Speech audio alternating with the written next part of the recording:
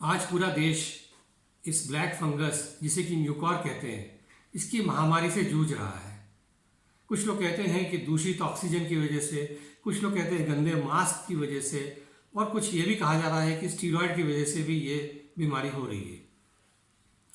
Steroids तो हम लोग दूसरी बीमारियों में बहुत देते हैं, देना पड़ते हैं, जैसे ब्लड कैंसर है, प्लेटलेट कम होते हैं तो स्टीरॉयड देते हैं, और अस्थमा में भी देते हैं।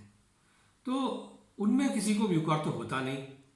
आज अपन समझते हैं कि म्यूकॉर क्यों होता है, कब होता है और कैसे होता है। इस म्यूकॉर की मिस्ट्री को समझने के लिए मान लीजिए कि आपके पास एक मल्टी स्टोरीड बिल्डिंग है और उसके सारे फ्लैट खाली पड़े हैं और आप ये भी जानते हैं कि उस एरिया में असामाजिक तत्व बहुत घूमते रहते हैं काली पोशाक पहन के।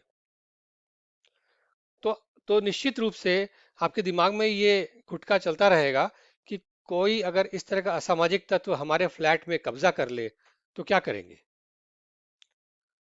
तो इस चीज से बचने के लिए सबसे पहले हम क्या करते हैं, सबसे पहले हम क्या करेंगे कि हमारी बिल्डिंग में हम अपने दोस्तों को ठहरा देंगे, उनको किराएदार रख लेंगे।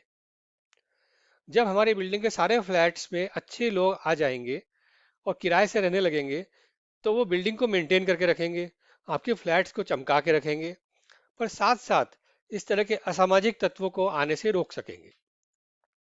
उसी प्रकार से मान लीजिए हमारी बिल्डिंग नहीं है, हमारा शरीर है, और हमारे शरीर के अंदर सैकड़ों करोड़ों रूप में इस तरह के कीटाणु रहते हैं जो हमारे मित्र हैं, जो हमारे लिए बहुत सारा काम करते हैं, हमारे लिए खाना पचा के देते हैं, हमारे इम्यून सिस्टम को टाइट करके रखते हैं और बहुत सारे काम करते हैं। ये करोड़ों की तादाद में हमारे अंदर रहते हैं, हमारे इंटेस्टाइन में, हमारे फेफड़ों में, हमारे गले में, हमारी चमड़ी पे, सब जगह। और ये एक बड़ी अच्छी कम्युनिटी है जो कि हमें स्वस्थ रखती है और हमें बाहर के इन्वेडर से बचाती है।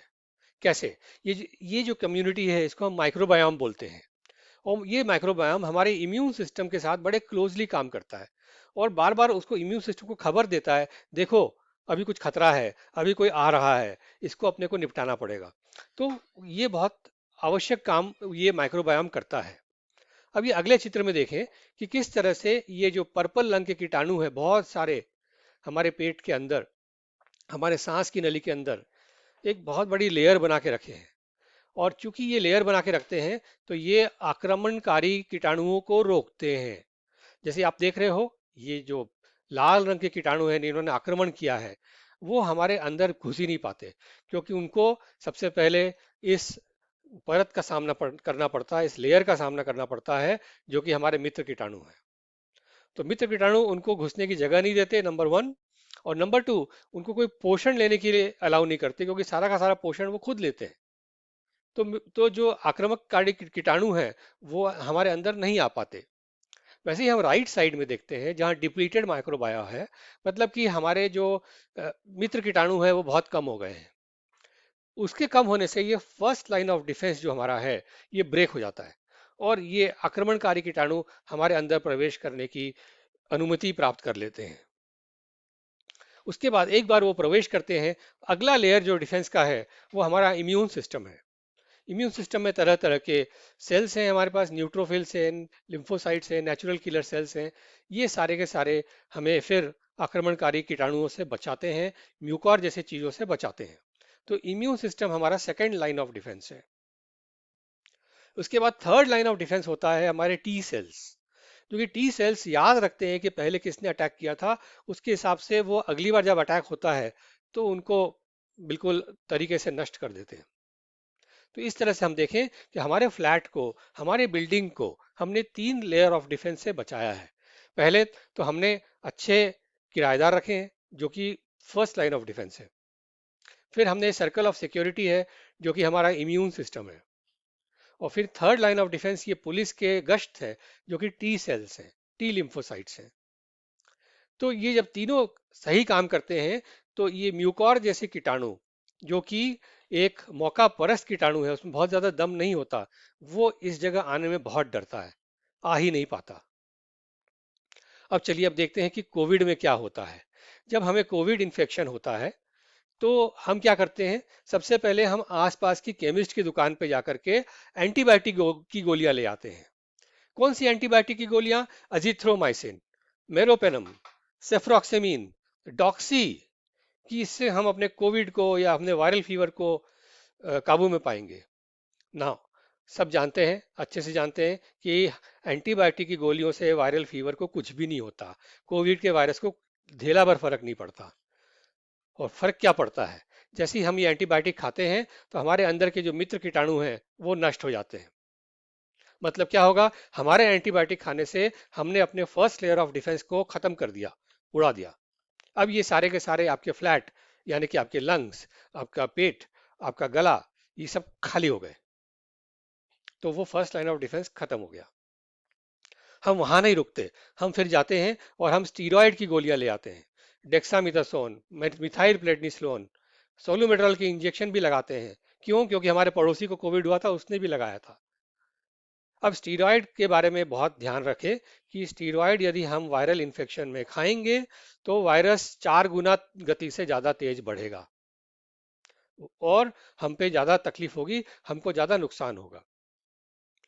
तो वो तो अपनी जगह है ही सही, इसीलिए ये बिल्कुल गाइडलाइन सही कही गई है कि स्टीरॉयड्स तभी दी जाएं जबकि आपका ऑक्सीजन लेवल 94% से नीचे आए तो ही देना है, और पहले हफ्ते में तो बिल्कुल स्टीरॉयड नहीं देना है। और 94% से नीचे आने के बाद में भी स्टीरॉयड की डोज बहुत रेगुलेटेड होनी चाहिए, हैवी डोज नहीं होनी चाहिए, और 8 दिन के अंदर अंदर उसको अपने को बंद करने की जरूरत होती है। पर यदि हमने फिर भी पहले दिन से ही स्टीरॉयड खाया तो क्या होता है, स्टीरॉयड हमारे इम्यून सिस्टम को सप्रेस कर देता है। हमारे जो immune system second line of defence था उसको वो पूरा दबा देता है, तो हमारे जो सर्कल ऑफ सिक्योरिटी है वो भी खत्म हो जाती है। तो एंटीबायोटिक से क्या किया, हमने अपने फ्लैट्स को खाली कर दिया, हमारे मित्र किराएदार को हटा दिया। स्टीरॉयड खाया तो उसके चारों तरफ जो सिक्योरिटी थी, जो सिपाही लोग थे, जो चौकीदार थे, उनको भी हटा दिया। तीसरा क्या होता है कि जब कोविड वायरस आता है तो ये टी लिम्फोसाइट्स को कम कर देता है डायरेक्टली। उससे क्या होता है कि जो गश्त करने वाली पुलिस है वो भी ज्यादा कारगर नहीं हो पाती। तो यहां हम देख रहे हैं कि इस वजह से, इन सब की वजह से हमारा जो बिल्डिंग है, हमारा जो शरीर है, ये पूरा का पूरा खाली हो गया, निहत्ता हो गया और असहाय हो गया। ऐसे टाइम पर इस तरह के जो कीटाणु हैं, मौका परस्त कीटाणु जैसे म्यूकॉर है, उनको तो बहुत बहुत अच्छा लगता है और वो तुरंत दौड़ते भागते आकर के हमारे शरीर पे कब्जा जमाना शुरू कर देते हैं। और भाई साहब, एक बार ये शरीर में घुस जाता है म्यूकॉर तो इसको निकालना बहुत मुश्किल है। जिस तरह किसी गुंडे ने आपकी प्रॉपर्टी पे कब्जा कर लिया तो उसको हटाना बहुत मुश्किल होता है ना, वैसे ही म्यूकॉर एक गुंडा से कम नहीं है। और हम देखते हैं कि इस तरह से ये तरह तरह की प्रॉब्लम्स होती हैं फिर पेशेंट को, और उससे तरह तरह के इंजेक्शन देने पड़ते हैं और बहुत मुश्किल से इनका इलाज होता है। तो आज जब हमें पूरी बात समझ में आ गई तो हम क्या करें जिससे म्यूकॉर ना हो। पहली बात, बात बात पे एंटीबायोटिक ना लें। डॉक्सीसाइक्लिन, एजिथ्रोमाइसिन छोटा छोटा 1 2 दिन 4 दिन का बुखार में ना लें, कोविड में बिल्कुल ना लें, और कोई वायरल इन्फेक्शन में बिल्कुल ना लें। दूसरी बात, स्टीरॉइड्स ना लें। यदि आपने फिर भी एंटीबायोटिक ले ही ली है तो अपने डॉक्टर के पास जाएं और उनसे प्रोबायोटिक का प्रिस्क्रिप्शन लिखवाएं, क्योंकि ये प्रोबायोटिक जो है अच्छे कीटाणु आपके अंदर वापस एक तरह से बना के देता है, जिससे कि हमारा लाइन ऑफ डिफेंसेस फिर वापस आ जाती है। और यदि आपको हाई ब्लड शुगर है या आपने स्टीरॉइड्स खाई है उससे ब्लड शुगर बढ़ गया है तो उसको बहुत इंपॉर्टेंट है कंट्रोल करना, क्योंकि यदि आप सही टाइम पे उसको कंट्रोल करोगे तो आपके अंदर म्यूकॉर का इन्फेक्शन ज़्यादा नहीं बढ़ पाएगा। हाई ब्लड शुगर से भी हमारी जो रोग प्रतिरोधक क्षमता है वो बहुत कम हो जाती है। इस तरह से हमने देखा कि हमारे बॉडी में परफेक्ट सिक्योरिटी है। किस तरह से हमारे अंदर मित्र कीटाणु काम कर रहे हैं हमें बचाने के लिए, हमारा इम्यून सिस्टम काम कर रहा है सेकेंड लेयर में, और हमारे टी लिम्फोसाइट्स काम कर रहे हैं थर्ड लेयर में। इन तीनों को बिल्कुल सही रखना है अपने को। तो इस बारे में ध्यान रखें तो हम इस म्यूकॉर नामक जो महामारी है, काला फंगस की महामारी है, इससे बच सकेंगे।